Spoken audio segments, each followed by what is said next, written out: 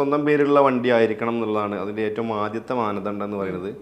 പിന്നെ ഈ വണ്ടിക്ക് ഇനി ലോൺ ഉണ്ടോ ലോൺ ഇല്ലാതിരിക്കട്ടെ, നമുക്ക് പുറത്തേക്ക് കൊണ്ടുപോകണമെന്നുണ്ടെങ്കിൽ നമ്മുടെ വണ്ടിക്ക് ഒരു സെക്യൂരിറ്റി പേയ്മെൻ്റ് ആയിട്ട് ഒരു തുക കെട്ടിവെക്കണം. ഇതെല്ലാം ചെയ്യേണ്ടത് ശരിക്കും കാർനെറ്റ് അതോറിറ്റി, അതായത് എല്ലാ 154 രാജ്യങ്ങളിൽ കാർനെറ്റ് എന്ന് പറയുന്ന ഒരു വണ്ടിക്ക് കൊടുക്കുന്ന ഒരു താൽക്കാലിക പാസ്പോർട്ട് ഉണ്ട്, ഒരു കട്ടി കൂടിയ ഒരു മഞ്ഞ പുസ്തകം. ഇതിൽ ഓരോ പേജും ഓരോ രാജ്യത്തിന് എന്ന രീതിയിലാണ് കണക്കാക്കുക. അപ്പോൾ ഓരോ പേജുകൾക്കാണ് ഇതിൻ്റെ പേയ്മെൻറ്റ്. സ്വാഭാവികമായിട്ടും ഒരു 10 പേജുള്ള കാർനെറ്റ് ആണെങ്കിൽ ഏകദേശം ഒരു 1 ലക്ഷം രൂപ ഇതിന് വരും, ഒരു പേജിന് 10,000 രൂപ വെച്ചിട്ട്. പിന്നെ അഡീഷണൽ ഇതിൻ്റെ GST വരും. അങ്ങനെ ഒരു 1.18 നമ്മുടെ ഒരു 10 പേജുള്ള കാർനെറ്റിൻ്റെ വിലയാണ്. അതിന് പുറമെ നമ്മുടെ വണ്ടിക്ക് ഒരു സെക്യൂരിറ്റി കെട്ടി വെക്കണം. നമ്മൾ ഈ രാജ്യത്തു നിന്ന് പുറത്ത് പോയാൽ തിരിച്ച് വരും എന്നുള്ളതിന് ഒരു സെക്യൂരിറ്റി. കാരണം ഈ വാഹനം വേറെ രാജ്യത്ത് കൊണ്ടുപോയി വിൽക്കാൻ പാടില്ല, അവിടെ ഉപേക്ഷിച്ച് പോരാൻ പാടില്ല, തിരിച്ച് കൊണ്ടുപോയ സ്ഥലത്ത് തന്നെ കൊണ്ടുപോകാൻ, അങ്ങനെ ഒരു ധാരണയിലാണ് ഈ ഒരു സാധനം നമുക്ക് തരുന്നത്. നമ്മുടെ ഒരു പേരിലുള്ള അല്ലെങ്കിൽ ഒരു കേരള രജിസ്റ്റേർഡ് വണ്ടി മിഡിൽ ഈസ്റ്റിലൂടെ സഞ്ചരിക്കുക, അല്ലെങ്കിൽ അതുകൊണ്ട് ആഫ്രിക്ക പോവുക, യൂറോപ്പ് പോവുക, അമേരിക്ക വരെ പോകുന്നൊക്കെ നമ്മളൊരു സ്വപ്നങ്ങളാണല്ലോ.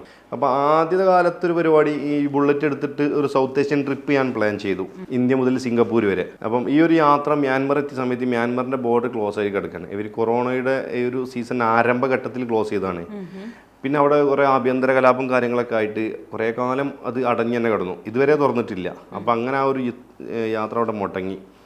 പക്ഷേ എനിക്ക് പിന്നെ ഒരു നിർബന്ധമായിരുന്നു, ഇനിയൊരു യാത്ര പോവുകയാണെങ്കിൽ ആഫ്രിക്ക പോകണം എന്നുള്ളത്. കാരണം ആളുകൾ തീരെ സജസ്റ്റ് ചെയ്യാത്ത സ്ഥലത്ത് പോകുമ്പോഴാണ് നമുക്ക് കുറച്ചുകൂടി അഡ്വഞ്ചർ കൂടുക, അതേപോലെ എക്സ്പീരിയൻസ് കൂടുക. അങ്ങനെയാണ് ശരിക്കും ഞാൻ ആഫ്രിക്കൻ ട്രിപ്പ് പ്ലാൻ ചെയ്യണത്.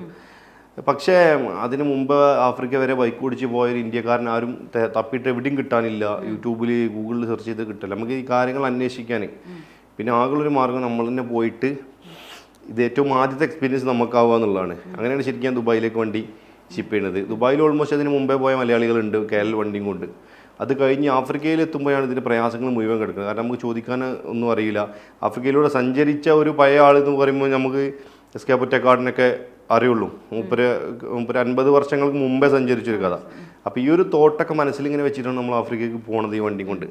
ചോദിക്കാനും അല്ലെങ്കിൽ ഇതിൻ്റെ കാര്യങ്ങൾ അറിയാനും ഒരു ഇന്ത്യക്കാരൻ പോലും ഇല്ലാത്ത ഒരു അവസ്ഥയിലാണ് ഞാൻ മൊസാംബിക്കിലേക്ക് വണ്ടി ഷിപ്പ് ചെയ്യണതും. അവിടെ 3 മാസം കസ്റ്റംസ് വണ്ടി പിടിച്ചു. കാരണം ഇങ്ങനെ ഒരു വണ്ടി ഇന്ത്യ ഇതുവരെ വന്നിട്ടില്ല. ബൈക്കാണെങ്കിൽ ഇവിടുന്ന് വാങ്ങി ഓടിച്ചൂടെ എന്നാണ് അവർ ചോദിക്കുന്നത്. അവിടുന്ന് ഇവിടെ വണ്ടി കൊണ്ടൊന്ന് ഓടിക്കേണ്ട ആവശ്യം, കാരണം അവർക്ക് ഇത്ര കണ്ട് വളർന്നിട്ടില്ല അവർ ചിന്താഗതി. ഈ പാഷനാണെന്നൊന്നും അവരോട് പറഞ്ഞിട്ട് കാര്യമില്ല.